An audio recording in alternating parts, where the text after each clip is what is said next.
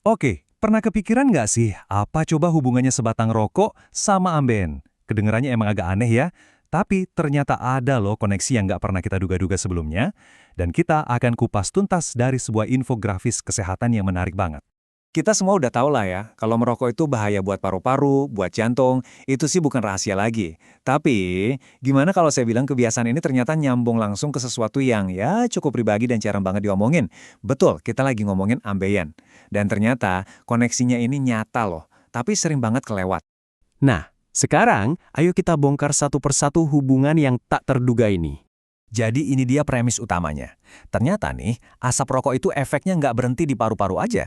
Racun-racunnya itu menyebar ke seluruh tubuh. Dan secara spesifik, bisa merusak pembuluh darah di area anus.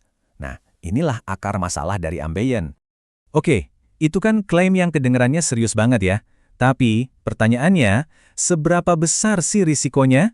Nah, ayo kita lihat angkanya biar lebih jelas. Dan waktu kita ngomongin resiko, ini bukan cuma naik dikit-dikit loh. Angkanya beneran bisa bikin kita kaget. 2,4 kali. Coba deh, ingat-ingat angka ini. Ini bukan angka kecil. Ini faktor pengalih risiko yang benar-benar signifikan. Maksudnya gimana? Jadi seorang perokok itu punya kemungkinan hampir 2,5 kali lipat lebih besar buat kena ambeien dibandingkan sama orang yang nggak merokok. Ini bukan lagi sekedar spekulasi atau kira-kira ya, tapi ini adalah risiko yang terukur. Terus siapa aja nih yang harus waspada? Ya jelas, perokok aktif. Tapi yang bikin kaget, mantan perokok pun ternyata masih membawa risiko ini. Dan ini berlaku buat semua ya, mau itu pria atau wanita, nggak ada bedanya. Tapi kok bisa? Gimana ceritanya merokok bisa nyambung ke masalah di bagian tubuh yang kelihatannya jauh banget dari paru-paru? Yuk kita telusuri prosesnya. Simpelnya gini, ini semua gara-gara peredaran darah. Zat-zat kimia beracun dari rokok itu nggak diem aja di paru-paru. Mereka itu ibaratnya nebeng di aliran darah kita dan jadi semacam agen perusak yang menyebar ke seluruh penjuru tubuh. Prosesnya itu kayak reaksi berantai. Jadi pertama, merokok itu merusak dinding pembuluh darah. Akibatnya aliran darah balik jadi terganggu. Nah, tubuh kita ngerespons dengan peradangan kronis. Ujung-ujungnya pembuluh darah di area anus jadi lemah, gampang bengkak, dan akhirnya gampang berdarah. Nah, kerusakan inilah yang akhirnya kita rasakan gejalanya sehari-hari. Jadi nyeri atau gatal pas lagi duduk lama, terus rasanya nggak nyaman banget pas lagi buang air besar. Ini adalah gejala-gejala klasik ambeien.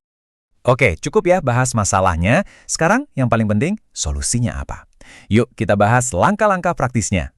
Jadi apa sih yang bisa kita lakuin? Baik itu buat mencegah atau buat ngatasin kalau udah terlanjur ada keluhan. Untungnya, jawabannya cukup jelas dan bisa kita lakukan. Ada 4 langkah kunci nih. Nomor 1, dan ini yang paling fundamental, berhenti merokok. Ini gunanya buat memutus rantai kerusakannya. Kedua, perbaiki pola makan. Ya, banyakin serat sama minum air putih. Ketiga, ubah kebiasaan di toilet. Jangan mengejan terlalu keras.